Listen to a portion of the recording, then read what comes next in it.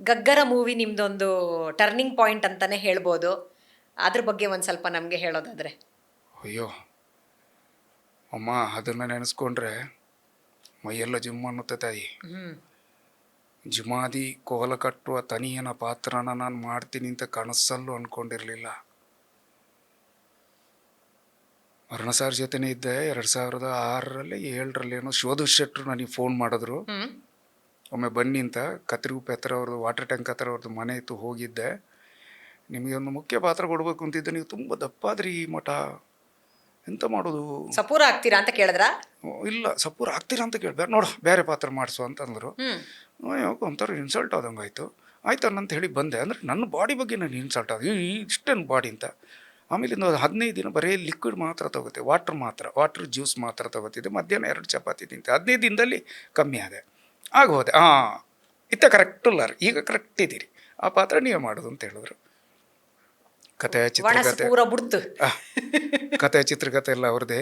ಸಂಭಾಷಣೆ ಒಬ್ಬರು ಪತ್ರಕರ್ತರು ಬರೆದಿದ್ದು ನೆನಪು ನನಗೆ. ಅವ್ರ ಜೊತೆನೇ ಇದ್ದೆ ಶೂಟಿಂಗ್ ಮುಗಿಯೋವರೆಗೂ. ಅದೊಂದು ಅದ್ಭುತವಾದ ಪಾತ್ರ ಮಾಡಿದೆ.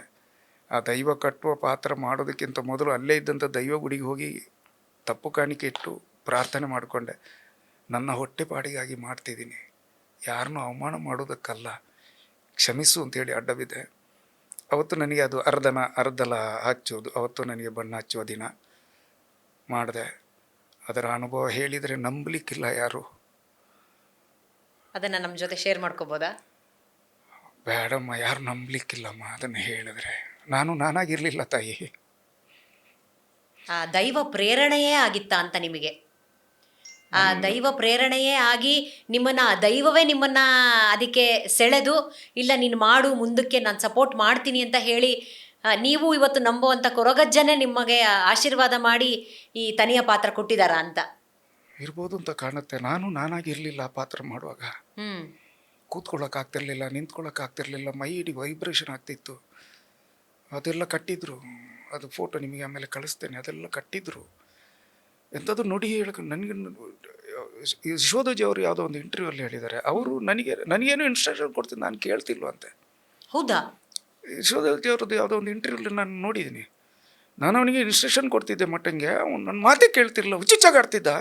ಒಂದು ಜೋರು ಮಾಡಿದಾಗ ಅಣ್ಣ ಹೇಳಿ ಅಂತಂದ.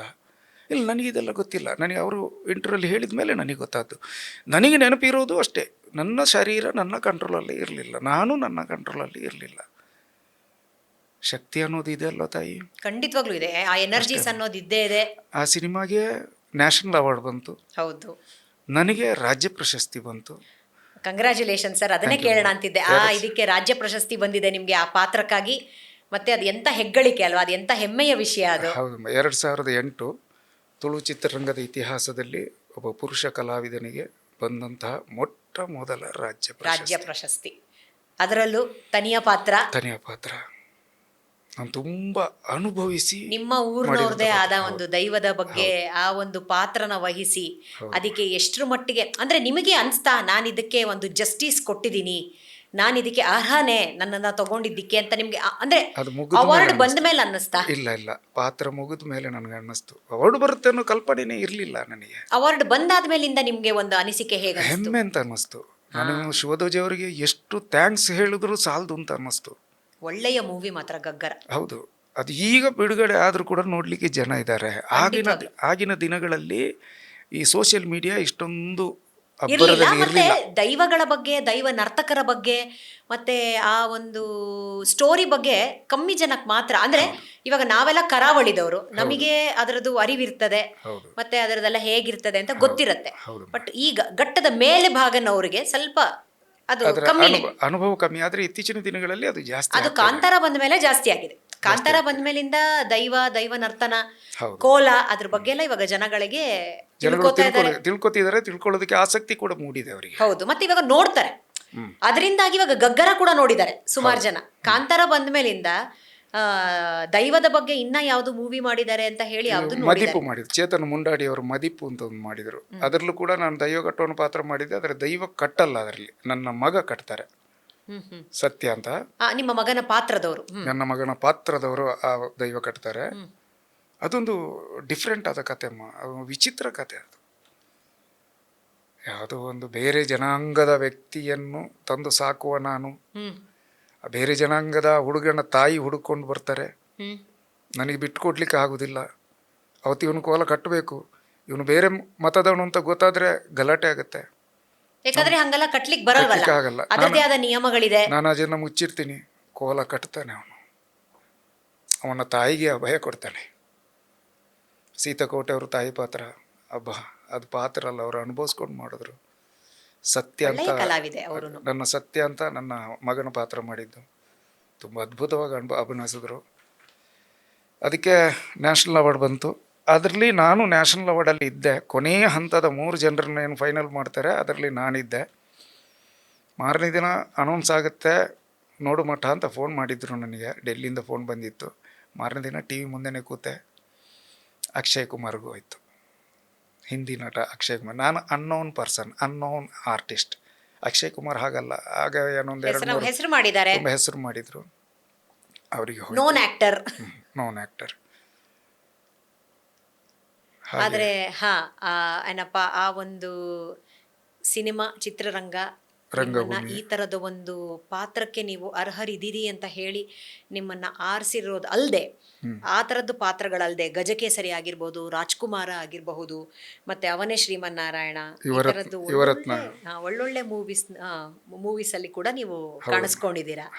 ಸೊ ಅದು ನಿಮ್ಗೆ ಎಷ್ಟು ಹೆಗ್ಗಳಿಕೆ ತಂದ್ಕೊಟ್ಟಿದೆ? ನನಗೆ ನಾನು ಮಾಡುವಂಥ ಪ್ರತಿಯೊಂದು ಚಿತ್ರವು ನನಗೆ ಅನ್ನದ ಬಟ್ಟಲು, ನನ್ನನ್ನು ನಂಬಿರುವವರ ಹೊಟ್ಟೆ ತುಂಬಿಸುವ ಅನ್ನದ ಬಟ್ಟಲು. ವಯಸ್ಸಲ್ಲಿ ನಿರ್ದೇಶಕ ಅನ್ನುವರು ನನ್ನ ವಯಸ್ಸಲ್ಲಿ ನನಗಿಂತ ಚಿಕ್ಕವರಾಗಿದ್ದರೂ ಕೂಡ ಅವರು ನನಗೆ ಗುರು ಸಮಾನರು. ಅವ್ರು ಹೇಳಿಕೊಟ್ಟದ್ದನ್ನು ತಾನೇ ನಾನು ಮಾಡೋದು. ನನ್ನ ಇಷ್ಟದ ಪ್ರಕಾರ ನಾನೇನು ಮಾಡ್ಲಿಕ್ಕೆ ಆಗೋದಿಲ್ಲಲ್ಲ. ನಾನು ಅಭಿನಯಿಸುವ ಪ್ರತಿಯೊಂದು ಚಿತ್ರದ ನಿರ್ದೇಶಕರು ಕೂಡ ನನಗೆ ಗುರು ಸಮಾನರು. ಪ್ರತಿಯೊಬ್ಬ ನಿರ್ಮಾಪಕ ಕೂಡ ನನಗೆ ಅನ್ನದಾತರು. ಇದು ನನ್ನ ಮನಸ್ಸಲ್ಲಿ ಯಾವಾಗಲೂ ಇರುತ್ತಮ್ಮ. ಈಗೋ ಇಲ್ಲದೆ ಇರೋ ವ್ಯಕ್ತಿ ಅಂದ್ರೆ ನೀವೇನಾ ಅಂತ? ಇಲ್ಲ, ಈಗೋ ಇದೆ, ನನಗೆ ತುಂಬ ಈಗೋ ಇತ್ತು, ಈಗಲೂ ಇರ್ಬೋದು ಅಂತ ಕಾಣ್ತದೆಮ್ಮ. ಆ ಸರಳತೆಯಿಂದನೇ ಬಂದಿದ್ದೀರಾ. ಯಾಕಂದ್ರೆ ನೀವು ಇವಾಗ ತಾನೇ ಹೇಳಿದ್ರಿ, ಎಂತ ಚಿಕ್ಕವರು ನಿರ್ದೇಶಕರಿದ್ರು ಅವರು ನನ್ನ ಗುರುಗಳ ಸಮಾನನೇ ಅಂತ.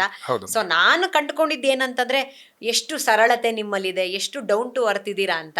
ಬಟ್ ಇದೇ ವ್ಯಕ್ತಿತ್ವ ಇಂಡಸ್ಟ್ರಿನಲ್ಲಿ ನಡೆಯತ್ತಾ, ಅಥವಾ ಸ್ವಲ್ಪ ಜೋರಾಗಿದ್ರೇನೆ ಇಂಡಸ್ಟ್ರಿನಲ್ಲಿ ನಡೆಯತ್ತೆ ಅಂತ? ಅಮ್ಮ, ಇಂಡಸ್ಟ್ರಿಯಲ್ಲಿ ಹೇಗೆ ನಡೆಯುತ್ತೆ ಅಂದರೆ, ಜೊತೆಯಲ್ಲಿ 2-3 ಜನ ಅಸಿಸ್ಟೆಂಟ್ಗಳು, ಪಕ್ಕದಲ್ಲಿ ಬಾಡಿ ಗಾರ್ಡ್ಗಳು, ಕಾರು, ಆಮೇಲೆ ಕ್ಯಾಬು ಗೀಬು ಎಲ್ಲ ತರಿಸ್ಕೊಂಡು ನೀವು ಸೆಟ್ಟಿಗೆ ಕಾಲಿಟ್ಟರೆ ನಿಮಗೆ ಕೊಡುವ ಮರ್ಯಾದೆನೇ ಬೇರೆ. ನಾನು ಕ್ಯಾಬ್ ತರಿಸಲ್ಲ, ನನಗೋಸ್ಕರ ಕ್ಯಾಬ್ ಕಳಿಸ್ಬೇಡಿ ಅಂತ ನಾನೇ ವಾಲಂಟಿಯರ್ ಹೇಳ್ಬಿಡ್ತೀನಿ. ನಾನು ಇರುವ ದಾರಿ, ನಾನಿರೋದು ಜಾಲಹಳ್ಳಿ ಕ್ರಾಸ್. ಅಲ್ಲಿಂದ ಯಾರನ್ನಾದರೂ ಪಿಕಪ್ ಮಾಡಲಿಕ್ಕಿದ್ದರೆ ನನ್ನನ್ನು ಪಿಕಪ್ ಮಾಡ್ಕೊಂಡು ಹೋಗಿ, ಇಲ್ಲ ನಿಮ್ಮ ಲೊಕೇಶನ್ ಎಲ್ಲಿ ಹೇಳಿ, ಅಲ್ಲಿವರೆಗೂ ನಾನು ಇದರಲ್ಲಿ ಬರ್ತೀನಿ, ಮೆಟ್ರೋದಲ್ಲಿ, ಅಥವಾ ಮತ್ತೆ ಆಟೋದಲ್ಲಿ ಬರ್ತೀನಿ ಅಂತೇಳಿ ನಾನೇ ಅವಾಯ್ಡ್ ಮಾಡ್ತೀನಿ. ನಾನು ಹೀಗೆ ಮಾಡಿ ಹೋಗೋದ್ರಿಂದ ನಮಗೊಂದು ಅರ್ಧ ಲೋಟ ನೀರು ಕೊಡುವ ಗತಿ ಇಲ್ಲ, ಸೆಟ್ಟಲ್ಲಿ ಒಂದು ಚೇರ್ ಕೊಡುವ ಗತಿ ಇಲ್ಲ. ನಾನೆಲ್ಲಾದರೂ ಈ ತಿಟ್ಟೆ ಅಂತ ಹೇಳಿದ್ರೆ, ಇದು ಜಗಲಿ ಎಲ್ಲ ಕಟ್ಟೆ ಇರುತ್ತಲ್ಲ, ಕಟ್ಟೆಯಲ್ಲಿ ಕೂತಿರ್ತೇನೆ, ನಾನೇ ಹೋಗಿ ನೀರು ತಂದು ಕುಡಿ. ಆದರೆ ಇತ್ತೀಚಿನ ದಿನಗಳಲ್ಲಿ ಈಗ ಅಮೃತಧಾರೆ ಸೀರಿಯಲ್ಗೆ ಹೋಗ್ತೀನಿ, ಬೇರೆ ಯಾವುದಾದ್ರು ಸೀರಿಯಲ್ಗೆ, ಆ ಹುಡುಗರು ತುಂಬ ಆಪ್ತರಾಗಿರ್ತಾರೆ. ನಾ ಒಂಚೂರು ನೀರು ಕೊಡು ಅಂತಂದ್ರೆ ರಪ್ಪ ಒಳ್ಳೆ ನೀರೇ ತಂದು ಕೊಡ್ತಾರೆ. ಆದರೆ ಸಿನಿಮಾದ ಅಟಿಟ್ಯೂಡ್ ಹೇಗೆ ಅಂದರೆ, ನೀವು ಕಾರಲ್ಲಿ ಬಂದು ಇಳಿಬೇಕು, ನಿಮ್ಮ ಜೊತೆ 4 ಜನ ಬಾಡಿ ಗಾರ್ಡ್ ಇರಬೇಕು, ಅಸಿಸ್ಟೆಂಟ್ಗಳಿರಬೇಕು, ಛತ್ರಿ ಹಿಡಿಯೋರು ಇರಬೇಕು, ಕೂದಲು ಜಸ್ಟ್ ಹೀಗೆ ಮಾಡೋರು ಇರಬೇಕು, ಟಚಪ್ ಮಾಡೋರು ಇರಬೇಕು, ಅವರಿಗೆ ಮಾತ್ರ ಕಾಲ ಮೇಲೆ ಕಾಲು ಹಾಕಿ ಕೂತ್ಕೋಬೇಕು, ಕ್ಯಾರವನ್ ಕೇಳಬೇಕು. ಹಿಂಗಿದ್ರೆ ಮಾತ್ರ ನಿಮಗೆ ಮರ್ಯಾದೆ. ಇಲ್ಲಾಂದರೆ ನನ್ನಾಗೆ ಮೆಟ್ರೋ ಟ್ರೈನ್ ಹತ್ತಿ ಆಟೋದಲ್ಲಿ ಹೋಗೋರಿಗೆ ಮರ್ಯಾದೆನೇ ಇಲ್ಲ. ಸೊ ಇಂಡಸ್ಟ್ರಿನಲ್ಲಿ ಬೆಳಿಬೇಕಂದ್ರೆ ಇವೆಲ್ಲ ಇಟ್ಕೊಂಡಿರಲೇಬೇಕಾ ನಾವು? ಹಾಗಾದರೆ ಅಲ್ಲ, ನಾನು ಗಮನಿಸಿದ ರೀತಿಯಲ್ಲಿ ಆ ಥರ ಇದೆ. ಪ್ರತಿಭೆಗೆ ಬೆಲೆ ಇಲ್ಲ, ಪ್ರದರ್ಶನಕ್ಕೆ ಮಾತ್ರ ಬೆಲೆ ಇರೋದಿಲ್ಲ. ಹಾಗಾದ್ರೆ ನಮ್ಮ ಸಿನಿಮಾದು ಇವಾಗಿಂದು ಆಟಿಟ್ಯೂಡ್ ಈ ಥರನೇ ಇದ್ರೆ ಎಲ್ಲಿಗೆ ಹೋಗಿ ನಾವು ಮುಟ್ತೀವಿ? ಬರೀ ಶೋ ಆಫ್ಗೆ ಬೆಲೆ ಕೊಡ್ತಾ ಇದ್ರೆ ನಿಜವಾದ ಕಲೆನ ಗುರುತಿಸೋದು ಯಾವಾಗ? ನಿಜವಾದ ಕಲೆನೇ ಹಾಗಾದ್ರೆ ಎಲ್ಲೋ ನಶಿಸ್ ಹೋಗ್ತಾ ಇದೆ ಅಂತ ಅನ್ಸಲ್ವಾ? ಅವಾಗ ಗುರುತಿಸುವಂಥ ದಿನಗಳು ಇತ್ತು ಪ್ರಾರಂಭದಲ್ಲಿ. ಈಗ ಹೊಸಬರು ಬರ್ತಿದ್ದಾರೆ, ಅವರಿಗೆ ಗಂಧ ಗಾಳಿ ಗೊತ್ತಿಲ್ಲ, ಅವರಿಗೆ ಶಾರ್ಟ್ ಇಡಕ್ಕೆ ಗೊತ್ತಿಲ್ಲ, ಅವ್ರಿಗೆ ಏನು ಗೊತ್ತಿಲ್ಲ, ಸೆಟ್ಟಲ್ಲಿ ಬೊಬ್ಬೆ ಹಾಕಲಿಕ್ಕೆ ಗೊತ್ತು. ಅಂಥವರು ಮಾಡಿದ ಸಿನಿಮಾಗಳೆಲ್ಲ ಜನ ನೋಡ್ತಾ ಇಲ್ಲ, ಸ್ವೀಕರಿಸ್ತಾ ಇಲ್ಲ. ಹೀಗೆ ಹೋದರೆ ಕಷ್ಟ ಇದೆ ಅಮ್ಮ. ಇನ್ನೂ ಒಂದು ಮುಖ್ಯವಾದ ಕಾರಣ ಏನು ಅಂದರೆ ಅಮ್ಮ, ಇವಾಗ ಕಲಾವಿದರಿಗಾಗಲಿ ಯಾರಿಗಾಗಲಿ, ಕಲಾವಿದರಿಗೆ ಒಬ್ಬ ನಿರ್ಮಾಪಕ 100 ರೂಪಾಯಿ ಕೊಡ್ತಾನೆ ಅಂತ ಇಟ್ಕೊಳ್ಳಿ, ಕೊಡ್ತೀನಿ ಅಂತ ಹೇಳ್ದ ಅಂತ ಇಟ್ಕೊಳ್ಳಿ. ಈಗ ನಿರ್ಮಾಪಕರು ಹೇಳಿದಾರೆ ತಾನೇ, ನನಗೆ 100 ರೂಪಾಯಿ ಕೊಡ್ತೀನಿ ಅಂತ ಹೇಳಿದ್ರೆ ತಾನೆ ಆ ನಮಗ್ ನಂಬಿಕೆ. ಬರೋ ಅಷ್ಟಲ್ಲಿ 25 ಪೈಸೆ ಆಗಿರತ್ತಲ್ಲ ಸರ್, ಅದ್ರ ಬಗ್ಗೆ ಏನ್ ಹೇಳೋಣ? ಅಲ್ಲಿಗೆ ಬರ್ತೀನಿ. ನಾನು ಆ ನಂಬಿಕೆಯಿಂದ ತಾನೇ ನಾನು ಹೋಗೋದು. 1 ರೂಪಾಯಿ ಕೊಡ್ತೀನಿ, 100 ರೂಪಾಯಿ ಕೊಡ್ತೀನಿ ಅಂತ ಹೇಳಿದರು. ಬಟ್ ಅಲ್ಲಿ ಟ್ರಾನ್ಸ್ಪರೆನ್ಸಿ ಇರಲ್ವಲ್ಲ. ಇಲ್ಲ, ಲಾಸ್ಟಿಗೆ ನನಗೆ 25 ರೂಪಾಯಿ ಬರೋದಿಲ್ಲ. ಹೀಗಿದ್ದಾಗ ಇದು ನನ್ನ ಸಮಸ್ಯೆ ಅಂತ ನಾನು ಹೇಳ್ತೀನಿ. ನನಗೆ ಯಾರು ಆ ಥರ ಮಾಡಿಲ್ಲ. ನನಗೆ ಕೊಡುವುದನ್ನು ಕರೆಕ್ಟಾಗಿ ಕೊಡ್ತಾರೆ. ಯಾಕೆಂದರೆ ನನ್ನ ನಾಲಿಗೆ ಸ್ವಲ್ಪ ಜೋರಲ್ಲ, ಪೂರ್ವಾಶ್ರಮದ ನಾಲಿಗೆ, ಎಂತ ಮಾಡಲಿಕ್ಕೆ ಆಗೋದಿಲ್ಲ. ಎಷ್ಟು ಮಾತಾಡಿರ್ತಾರೆ ಅದನ್ನು ಕ್ಲಿಯರ್ ಮಾಡ್ತಾರೆ. ಯಾರಿಂದಲೂ ನನಗೆ ಬಾಕಿ ಇಲ್ಲ. ಕೆಲವರಿಂದ ಬಾಕಿ ಇದೆ, ಪಾಪ ಅವ್ರಿಗೇನೋ ಕಷ್ಟ ಕೊಟ್ಟಿಲ್ಲ. ಬಟ್ ಇವಾಗ ನಡೀತಾ ಇರೋ ಅಂದ್ರೆ ಇವಾಗಿನ ನಡೀತಾ ಇರೋ ಅಂತ ಸಂದರ್ಭಗಳು ಅಥವಾ ಇವಾಗಿನ ಒಂದು ಏನಂತ ಹೇಳ್ತಾರೆ, ಅದೊಂದು ರೂಢಿಸ್ಕೊಂಡ್ ಬಿಟ್ಟಿದಾರ ಅಂತ. ಹೌದು, ನಿರ್ಮಾಪಕರು 100 ರೂಪಾಯಿ ಮಾತಾಡಿದ್ರೆ 25 ರೂಪಾಯಿಗೆ ಬಂದು ಮುಟ್ಟುವ ಒಂದು ಲೆವೆಲಲ್ಲೂ ಕೂಡ ಬಹಳ ಜನ ಇದ್ದಾರೆ. ಸೊ ಕಷ್ಟಪಡ್ತಾ ಇದ್ದಾರೆ ಇವತ್ತು ಕಲಾವಿದರು. ಹಿರಿಯ ಕಲಾವಿದರಿಗೆ ಇವತ್ತು ಅವಕಾಶಗಳೇ ಇಲ್ಲ. ಅದ್ರ ಬಗ್ಗೆ ನಿಮ್ಮ ಏನು ಮಾತು ಹೇಳ್ತೀರಾ? ಹಿರಿಯ ಕಲಾವಿದರಿಗೆ ನನಗೆ ಮಾತ್ರ ಅಲ್ಲ, ಈಗ ನಾನೀಗ ಹೇಳ್ತಿದ್ದೀನಿ ಹಿರಿಯ ಕಲಾವಿದರಿಗೆ ಅವಕಾಶ ಇಲ್ಲ ಅಂತ. ಮೊನ್ನೆ ಆರಾಧ್ಯ ಅವರು ಹೇಳೋದು, ಆರಾಧ್ಯ ಶಿವಕುಮಾರ್ ಅಂತ ಹಿರಿಯ ಕಲಾವಿದರಿದ್ದಾರೆ, ಅವರು ಹೇಳಿದ್ರು ಅವ್ರ ಕಷ್ಟಗಳನ್ನು. ಬೇರೆ ಹಿರಿಯ ಕಲಾವಿದರು ಬಾಯಿ ಬಿಡ್ತಾ ಇಲ್ಲ, ಅವರಿಗೆ ಮುಜುಗರ ಇರಬಹುದು. ನನಗೆ ಹೇಳಿದರೆ ನಾಳೆ ನನಗೆ ಬೆಲೆ ಇರಲ್ಲ ಅಂತ ಅನ್ನೋ ಮುಜುಗರ ಇರ್ಬೋದು. ಎಷ್ಟೋ ಜನ ಹಿರಿಯ ಕಲಾವಿದರಿಗೆ ಅವ್ರ ಮನೆಗೆ 1 kg ಅಕ್ಕಿ ತಗೊಂಡು ಹೋಗೋದಕ್ಕೂ ಕೂಡ ನೋಡಿ ಕಷ್ಟದ ಪರಿಸ್ಥಿತಿ ಇದೆ. ನಮ್ಮಲ್ಲಿ ಹೋಗ್ಬೇಕು ಹಿರಿಯ ಕಲಾವಿದರೆಲ್ಲ, ಹಂಗಂದ್ರೆ ಎಲ್ಲಿ ಹೋಗ್ಬೇಕು? ಎಲ್ಲಿ ಹೋಗ್ಬೇಕಮ್ಮ? ಭಿಕ್ಷೆ ಬಿಡ್ಲಿಕ್ಕೆ ಆಗ್ತದ? ಮೊನ್ನೆ ಯಾರೋ ನಾನು ಎಲ್ಲೋ ಯಾವುದೋ ಚಾನಲಲ್ಲಿ ಮಾತಾಡಿದಾಗ ಯಾರೊಬ್ಬ ಕಮೆಂಟ್ ಆಗಿದೆ, ಕೂಲಿ ಕೆಲಸ ಮಾಡೋ ಅಂತ. ನನಗೆ ನಾನು ರೆಡಿ ಇದ್ದೀನಿ, ಕೂಲಿ ಕೆಲಸ ಯಾರು ಕೊಡ್ತಾರೆ? 16-18 ತಿಂಗಳು ಕೆಲಸ ಇಲ್ಲದಾಗ ವಾಚ್ಮ್ಯಾನ್ ಕೆಲಸಕ್ಕೂ ಟ್ರೈ ಮಾಡಿದೆ, ಯಾರು ಕೊಡ್ತಿಲ್ಲ ಸರ್. ನಿಮಗೆ ಆಗಲ್ಲ ಸರ್. ಇಲ್ಲಿ ಮುಖ್ಯವಾಗಿ ಸಮಸ್ಯೆ ಏನಾಗುತ್ತೆ ಅಂದರೆ, ಈಗ ಎಷ್ಟೋ ಜನ light boys, makeup assistant, set ಹುಡುಗರು, ಪ್ರೊಡಕ್ಷನ್ ಹುಡುಗರು ಎಲ್ಲರೂ ಇದರಲ್ಲ, ಎಲ್ಲ ವಿಭಾಗದವರಿಗೂ ಕೊಡ್ತೀವಿ ಅಂತ ಹೇಳಿದ ಹಣನ ಕೊಡ್ತಾ ಇಲ್ಲ. ಬ್ಯಾಲೆನ್ಸ್ ಇಡ್ತಿದ್ದಾರೆ. ಅವ್ರ ಮನೆಯಲ್ಲಿ ಏನು ತಿನ್ಬೇಕು ಅವರು? ಯಾಕೆ ಈ ಥರ ಆಗ್ತಾ ಇದೆ ಇವಾಗಿಂದ ಒಂದು ದುರಹಂಕಾರ. ಹಾಗಾದಾಗ ಕಾರ್ಮಿಕರಿಗೆ ನೀವು ದುಡ್ಡು ಕೊಡದೇ ಇದ್ದಾಗ ಅವರ ಕಣ್ಣೀರಿನ ಶಾಪ ನಿಮಗೆ ತಟ್ಟುತ್ತಾ ಇಲ್ವೋ? ಅಂದರೆ ಪ್ರೊಡ್ಯೂಸರಿಗೆ ತಟ್ಟುತ್ತಾ ಇಲ್ವೋ? ಖಂಡಿತವಾಗ್ಲೂ ಆ ಶಾಪ ಸಿನಿಮಾದ ಮೇಲೆ ಪ್ರಭಾವ ಬೀರುತ್ತಾ ಇಲ್ವೋ? 100%. ಮತ್ತೆ ಹೇಗೆ ಕನ್ನಡ ಸಿನಿಮಾ ಗೆಲ್ಲುತ್ತೆ? ಪರಭಾಷೆ ಇವತ್ತು ಕನ್ನಡ ಸಿನಿಮಾ ಈ ಒಂದು ಕ್ಷೀಣ ಆಗ್ತಾ ಇರೋದು, ಅಥವಾ ಏನಪ್ಪಾ ಇವತ್ತು ಆಕ್ಟರ್ಗಳು ಸಿಗ್ತಾ ಇಲ್ಲ, ಆಕ್ಟ್ರೆಸ್ ಸಿಗ್ತಾ ಇಲ್ಲ, ಎಲ್ಲ ಬೇರೆ ಭಾಷೆಗಳಿಂದ ಕರ್ಕೊಂಡ್ ಬರ್ತಾರೆ. ಇಲ್ಲಿರುವಂತ ಒಂದು ಕಲೆಗಳನ್ನ ಗುರ್ತಿಸ್ತಾ ಇಲ್ಲ. ಗುರ್ತಿಸಿದ್ರು ಪೇಮೆಂಟ್ಗಳು ಬರ್ತಾ ಇಲ್ಲ. ಪೇಮೆಂಟ್ ಬಂದ್ರು ನೀವ್ ಹೇಳ್ದಂಗೆ ಅವಕಾಶಗಳು ತುಂಬಾ ಕಮ್ಮಿ ಆಗ್ತಾ ಇದೆ. ಅವಕಾಶಗಳು ಬಂದ್ರೆ ಅವಾಗ್ಲೋ ಇವಾಗ್ಲೋ, ಇಲ್ಲಾಂದ್ರೆ ಇವಾಗ ನೀವೇ ಹೇಳ್ದಂಗೆ 18 ತಿಂಗಳು ಖಾಲಿ ಕೂತಿದ್ದೀರಾ ಹಿರಿಯ ಕಲಾವಿದರಾಗಿ ನೀವು. ಇವಾಗಿಂದೆಲ್ಲ AI ಏನದು ಇನ್ನ ಎಂತದೋ ಬಂದಿದೆ ಅಲ್ಲ, ಟೆಕ್ನಾಲಜಿ ಇವಾಗ ಡೆವಲಪ್ ಆಗ್ತಾ ಇದ್ದಂಗೆ ಇವಾಗ ನನ್ನ ಫೇಸ್ನು ಕೂಡ ಬೇರೆ ತರ ಎಲ್ಲ ಮಾರ್ಸಿ ಎಲ್ಲ ಮಾಡೋ ಅಂತದ್ದು ಒಂದು ಟೆಕ್ನಾಲಜಿ ಬಂದಿದೆ. ಸೊ ಇವಾಗೆಲ್ಲ ಇನ್ನ ಈಸಿನೇ ಆಗೋಗ್ತಾ ಇದೆ. ಹಂಗಂದ್ರೆ ಮ್ಯಾನ್ ಪವರ್ಗೆ ಇವತ್ತು ಬೆಲೆನೇ ಇಲ್ಲ, ಹಾಗಾದ್ರೆ ಕಲೆಗೆ ಬೆಲೆನೇ ಇಲ್ಲ. ಆ ತರ ಕ್ಷೀಣ ಆಗ್ತಾ ಇದ್ರೆ ನಾವ್ ಎಲ್ಲಿಗೆ ಹೋಗಿ ಮುಟ್ತೀವಿ ಸರ್? ನಿಮ್ಮ ಒಂದು ಅನಿಸಿಕೆ ಹಾಗೆ. ನಮಗೆ ನಮ್ಮ ತಂದೆ ಮಾಡಿಟ್ಟಿದ್ದು ಏನಿಲ್ಲಮ್ಮ. ಇದಿದ್ರೆ ಹೋಗ್ರಿ, ಅಲ್ಲಿ ಅವಕಾಶ ಇಲ್ದಿದ್ರೆ ಆರಾಮಾಗಿ ಕಾಲ ಮೇಲೆ ಕಾಲ ಹಾಕೊಂಡು ತಿನ್ಬೋದು ಅಂತ ಅನ್ಕೋಬೋದಿತ್ತು. ಅವ್ರು ಜಮೀನಿದೆ, ತೋಟ ಇದೆ, ನಾನೇನೋ ಮಾಡ್ಕೋತೀನಿ, ತೋಟಗಾರಿಕೆ ಮಾಡ್ಕೊಂಡಾದ್ರೂ ಬದುಕೋತೀನಿ ಅಂತ ಹೇಳಕ್ಕೂ ತೋಟನೂ ಇರಲ್ಲ, ಎಂಥದಿಲ್ಲ. ಬಡತನ. ನಾವು ಇವತ್ತು ದುಡಿದ್ರೆ ನಾಳೆ ಒಲೆ ಉರಿಯುತ್ತೆ. 18 ತಿಂಗಳು ಕೆಲಸ ಇಲ್ಲದೆ ಇದ್ದಾಗ ನನ್ನ ಮನೆಯ ಒಲೆ ಹೇಗೆ ಉರಿದಿರಬಹುದು? ಏನ್ ಮಾಡಿದ್ರಿ ಸರ್ ಹಾಗಾದ್ರೆ? ಇಲ್ಲ, ನಮ್ಮ ಮನೆಯಲ್ಲಿ ಇದ್ದೆ. ನನ್ನ ಕಷ್ಟ ನನ್ನ ಹೆಂಡತಿಯ ತಮ್ಮಂದಿರಿಗೆ, ತಂಗಿಯಂದಿರಿಗೆ ಗೊತ್ತಾಯಿತು.